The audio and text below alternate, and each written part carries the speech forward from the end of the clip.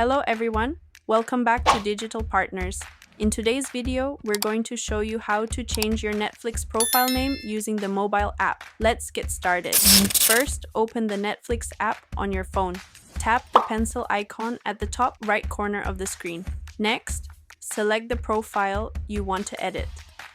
Tap on the name field and enter the new name you'd like to use. If you'd like, you can also update your profile picture by tapping the pencil icon below the photo.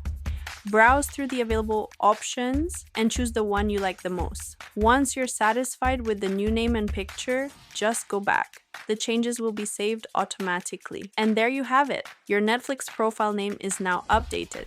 We hope this tutorial was helpful. If you have any questions, feel free to drop them in the comments. Don't forget to like, subscribe, and hit the bell so you won't miss our upcoming tutorials. Thanks for watching Digital Partners, and I'll see you in the next video. Bye.